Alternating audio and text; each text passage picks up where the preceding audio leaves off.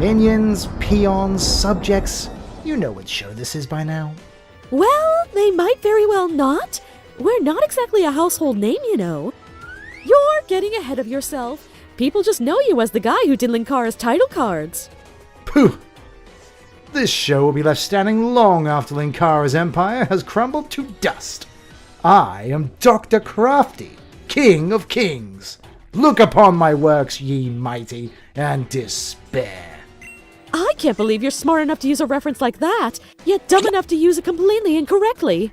How did I use it incorrectly? You know the king in the poem whose empire actually did crumble to dust. You just quoted him. Well, that doesn't... Oh, Dark! We're sorry. Yes, we got a teensy bit distracted.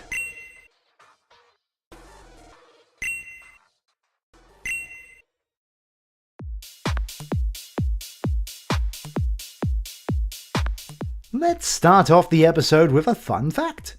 These Fakemon you've been seeing for the last few episodes were all dreamed up by me. I thought that was obvious to pretty much everyone. Yes, a long time ago, before I even started the show, when I was an idealistic young mad scientistling, I dreamed up these mythical creatures as a way to amuse myself. So you're saying you had imaginary friends? Well...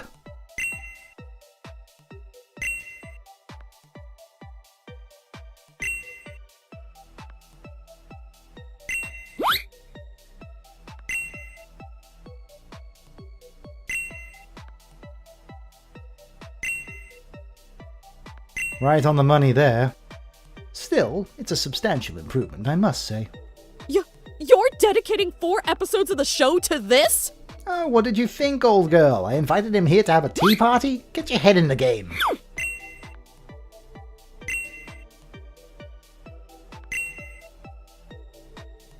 Quite. And then I had the idea for the show. And I knew I wanted to do something far more profitable. And the rest is history. Considering how much you've been hemorrhaging Patreon money lately, I'd hold back on the profitable description.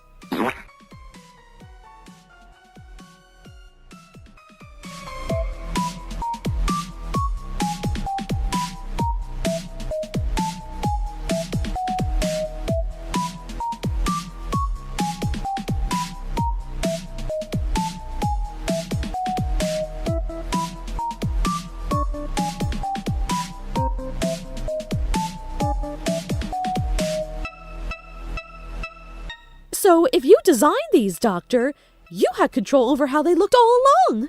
But of course.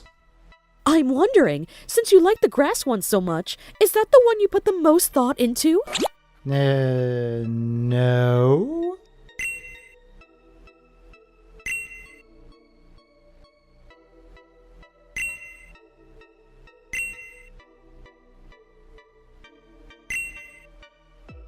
Huh. I definitely like how my Telefont looks. The rounded design, the playful pose, the oh so adorable look on its face. Ah.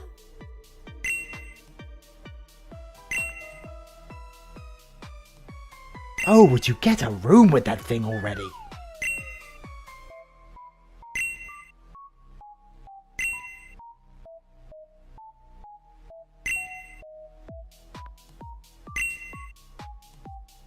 Now you can see the entire starter line with a couple of keystrokes and a click of a mouse.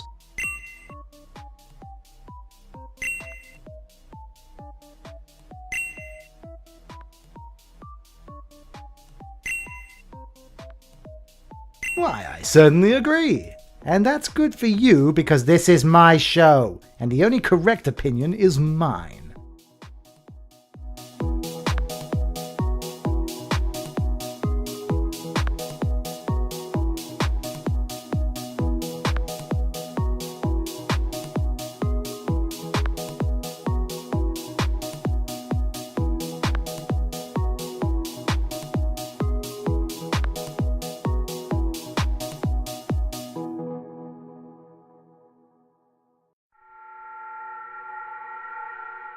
While I do indeed like my cool grass donkey I have here, I've always felt that the Bulbasaur line in the original games got shafted. What do you mean? Oh, come now. Charizard's a bloody dragon, for crying out loud. Blastoise has shoulder cannons. Venusaur's just a fat plant monster thing.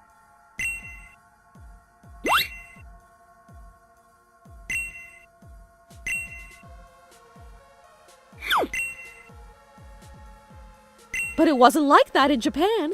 In Japan, it was actually Blastoise that was excluded from the box art, and what Americans call Pokemon Blue is actually Pokemon Green. Well, the Japanese have good taste. Considering some of the things I found in your browser history, I would have thought you already knew that. I wonder why they changed the version name from green to blue, though. And the mascot from Venusaur to Blastoise, probably because American focus group testing deemed Blastoise to be the cooler one. Oh. Friendly reminder, shoulder cannons!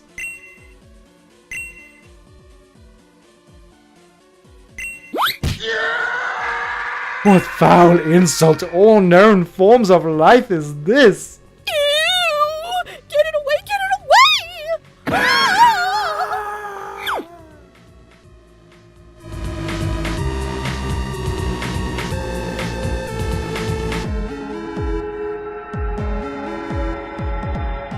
Oh yes, my grass donkey looks absolutely splendiferous, yes. Ow! What are you doing? Don't bully me, nurse!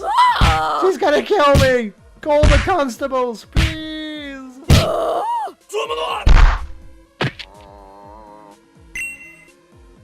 I'm finished.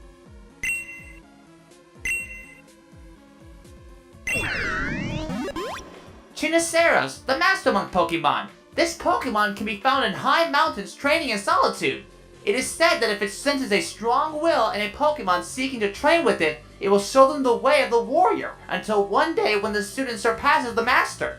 If this Pokemon were to use its fullest strength, it could split a mountain in half with a single punch.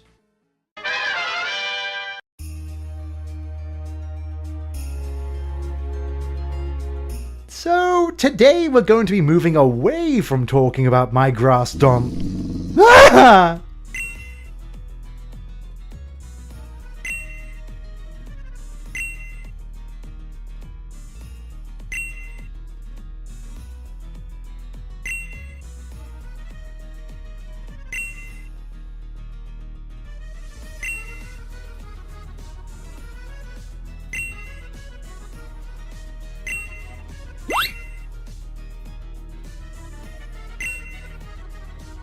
Now, earlier we were discussing how fire types are quite possibly patterned after the animals of the Chinese zodiac. We chose this one to represent an ox. And also, the Cretan Minotaur. Doesn't it look like it would make a fine minion? You can't milk those! Talking to you sometimes is already like following a thread through a labyrinth. Oh, here's an idea. What if the Fire Minotaur had shoulder cannons?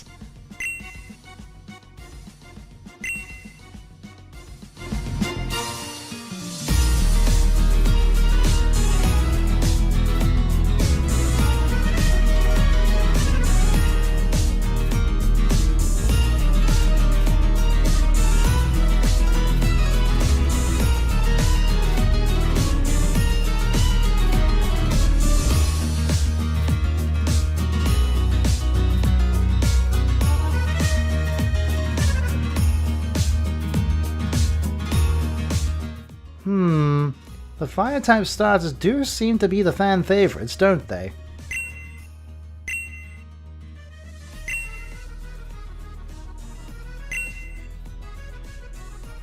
Show of hands from the viewers. Who picked Charmander as their starter when they were a kid?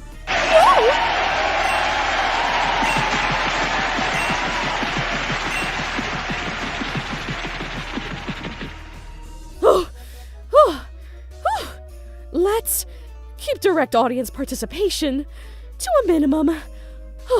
The Charmander line seems to be by far the most popular.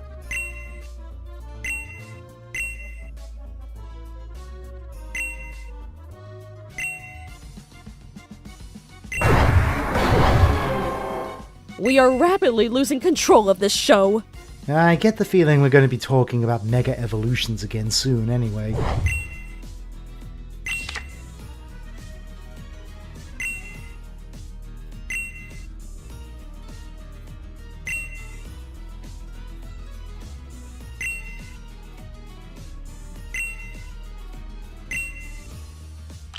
But Mega Charizard Y hasn't been seen much, has he?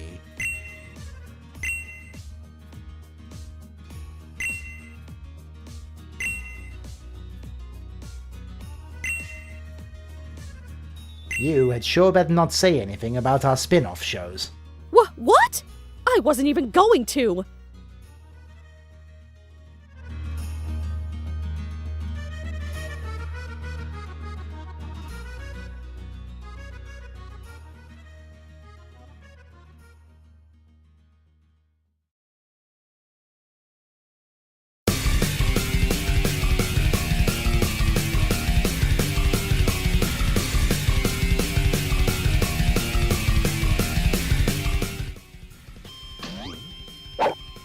Hey, where's Dark Sylvania?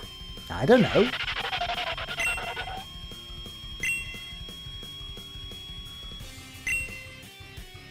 Hey! You're gonna get fired if you don't start laughing right this instant. Now, we have to discuss the fire starters at least one more time. Any ideas? Topics? Minions? Let me see here. Oh, I know. My favorite fire-type starter is by far Blaziken. Just have a gander at this sick flaming goose. That thing looks perfectly healthy, actually. I do believe it's one of the best starters just for its stats and its hidden ability, Speed Boost. Lets you run circles around the competition.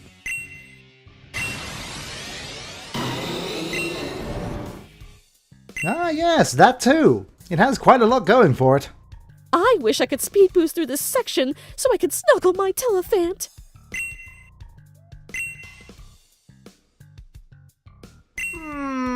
Delphox.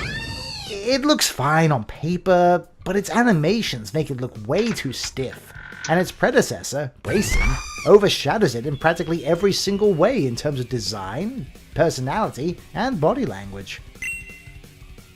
I believe if the developers had bothered to just adjust its posture a little and maybe add a little more movement to its body language, it would have been better. What are you trying to say, lassie?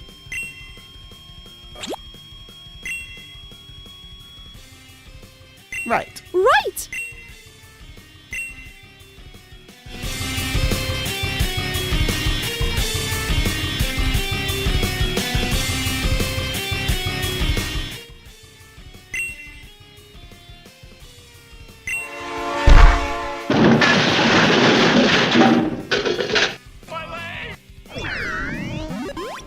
Magmanoder, the Berserker Pokemon. It is said that this Pokemon is a never-ending state of rage, constantly charging from place to place and destroying anything its stone-like fist can crush. It only seems to calm down when there's nothing left to break.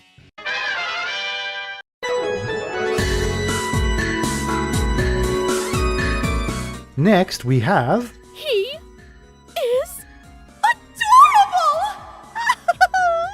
Jeez, nurse, make my ears bleed, why don't you? Oops, sorry, Doctor and Dark Sylvania. But just look at this little elephant! Well, I suppose it's a little cute. This is the next Fakemon evolutionary chain of Bathfant, the water type of the trio of starters! Hey, I was going to say that- This one is based off the RPG class of a blue mage, capable of copying attacks! Along with its adorable elephant design, it's based on an Indian deity by the name of Ganesha.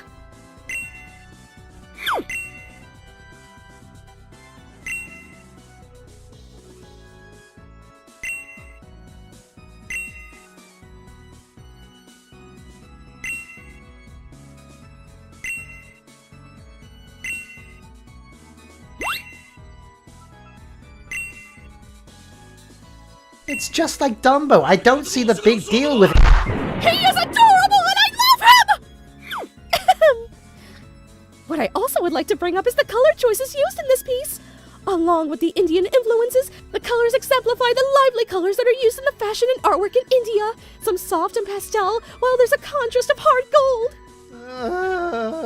Oh, my spleen. He'll be fine. He can stay in pain until he realizes the true cuteness that is that elephant. Humph!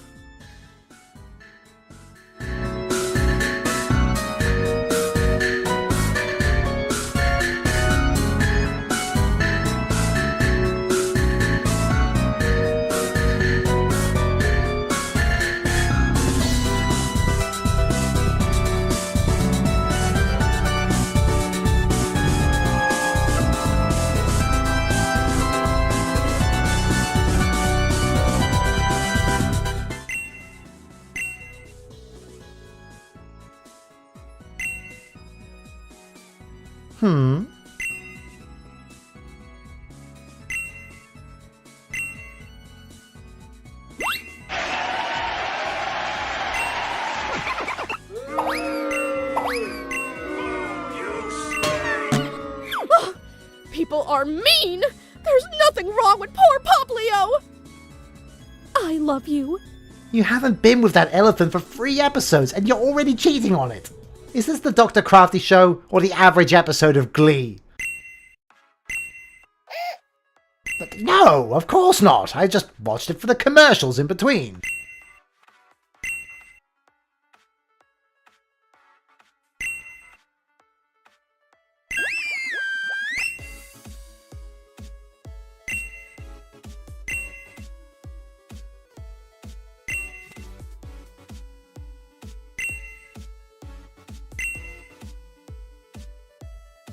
He's beautiful and perfect and precious and lovable just the way he is.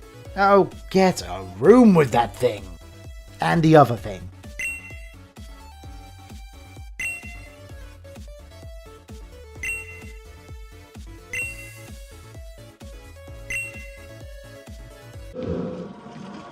Oh, don't grovel. One thing I can't stand, it's people groveling. Sorry. And don't apologize.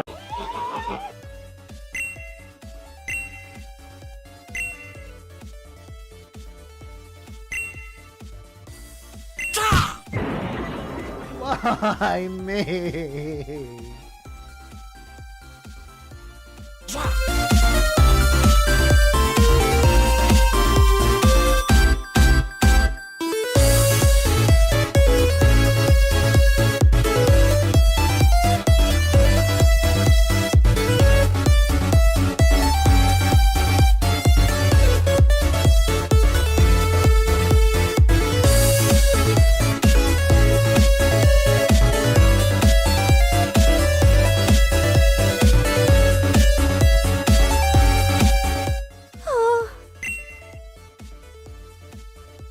I'm not sure. He said he, pulled his spleen and it hurts really bad.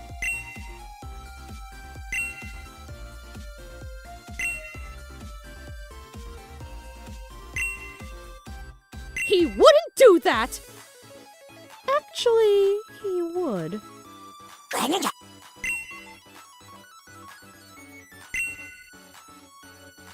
Oh?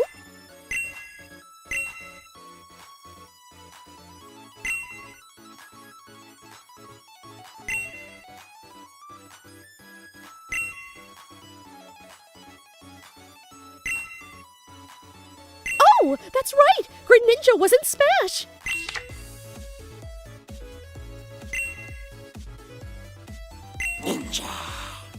Greninja was in the Pokemon anime too, wasn't it? Ash had a special one.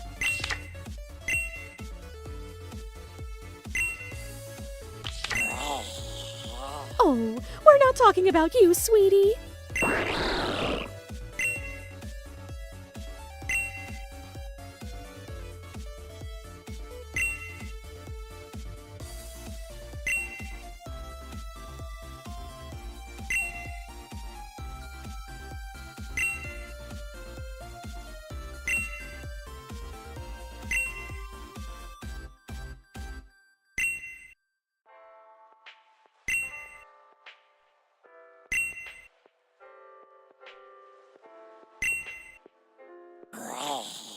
Oh, you hurt its feelings.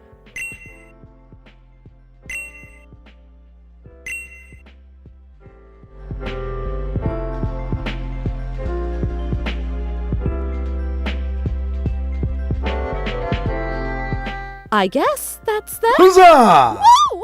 I return, loyal minions. My knee is fine. Without further ado, let's present the water starter's final evolution. Aquanesh, the Mystic Pokemon. Using their physic power and control over water, Aquanesh will replicate any move it sees another Pokemon perform.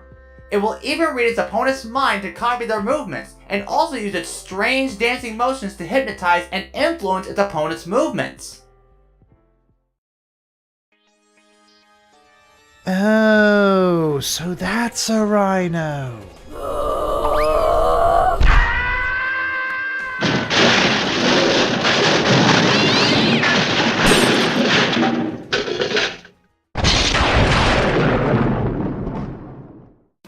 Thank you very much for tuning in to another episode of Dr. Crafty.